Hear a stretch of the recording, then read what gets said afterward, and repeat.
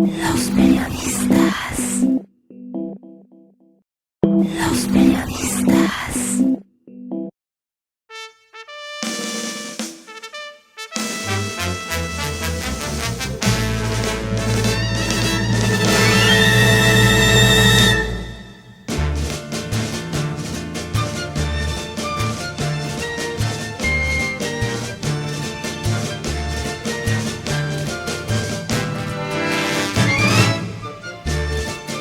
Saracaín flipaba al leer las líneas del prefacio de La cocina española de Fernando Villaverde Landa, un personaje cuya sola presencia anima a escarbar cuando se encuentra con una especie de alma gemela.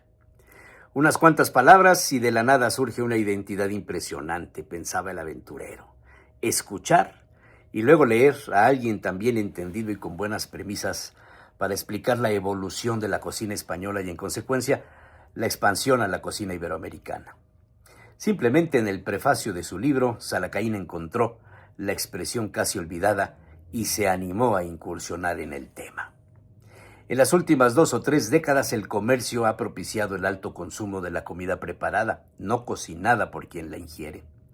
El ritmo de la vida moderna, las reuniones en sitios donde no hay costumbre de cocinar para recibir a los amigos, la influencia de las comidas japonesa, coreana, italiana, etcétera, pedidas a domicilio, y por supuesto la llegada de la pandemia de COVID-19 hicieron a la comida preparada, congelada o refrigerada llegar, escribe Fernando, para quedarse, y es concomitante con la decadencia de la cocina doméstica, sobre todo en determinados segmentos de edad. Ese párrafo fue la principal provocación para la charla aquel mediodía con el grupo de amigas. La decadencia de la cocina doméstica. Los mexicanos, más bien los poblanos, han ido perdiendo en las últimas décadas la costumbre de cocinar en casa, de enseñarle a las nuevas generaciones los secretos de las abuelas. Por siglos, Puebla fue considerada prácticamente la cuna de la gastronomía de la Nueva España, por ende de México. El sincretismo de la cocina mesoamericana con la española, salpicada de los asentamientos musulmanes, se tradujo en un estilo muy particular para elaborar los platillos con un alto sello barroco. Desde su fundación, la Puebla de Los Ángeles, fue escenario de gastronomía en sus tierras. Se dieron los primeros cultivos del trigo y la introducción de la crianza y el consumo del cerdo y de sus derivados. Por muchos años, la cocina poblana fue el primer y principal referente de la gastronomía del virreinato. Los tropiezos vinieron con la independencia y el posterior papel de Agustín de Iturbide, donde los chiles en nogada fueron protagonistas de una recepción especial al presunto emperador, y en consecuencia a la cocina poblana se le dejó en el rincón de los conservadores. Pero su grandeza no se humilló. Las recetas fueron siempre de voz en voz, transmitidas entre las familias, conservadas con sigilo. Por eso, Narciso Bassols se dedicó a reunir un compendio de las mejores recetas practicadas entre las familias poblanas y dejar así más de 1,500 sugerencias para preparar alimentos al estilo de la cocinera poblana en 1877. Saracaín abundaba en el tema. Presumía de su colección de recetarios poblanos y de las 3 primeras ediciones de Bassols impresas en Puebla.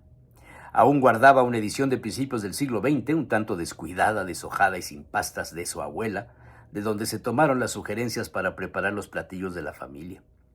La cocina casera, doméstica, como lo define Fernando Villaverde, empezó a entrar en extinción ante la llegada de vecinos de otras entidades y una especie de secreto, de reserva, de los condimentos y las recetas poblanas.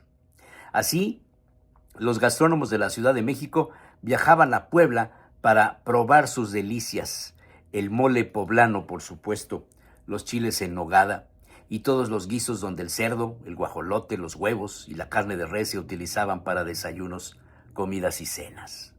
Renglón especial merecería la variedad de los llamados antojitos, tan presentes por suerte aún en zaguales de vecindades y atros de iglesias. En fin, por desgracia, ninguna autoridad le ha dado el verdadero valor a la cocina poblana doméstica.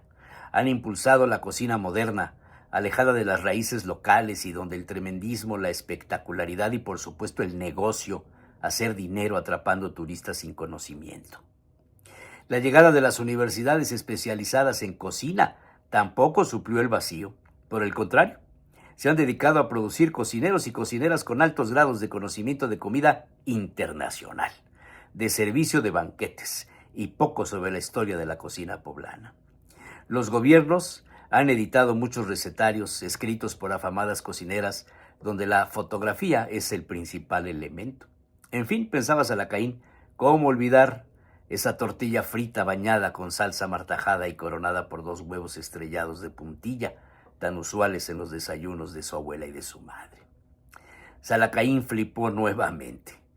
Añoraba los sabores del pasado y recordó aquel pasaje de El Quijote, descrito en la parte segunda, capítulo 5, dedicado a de la discreta y graciosa plática que pasó entre Sancho Panza y su mujer Teresa Panza y otros sucesos dignos de feliz recordación.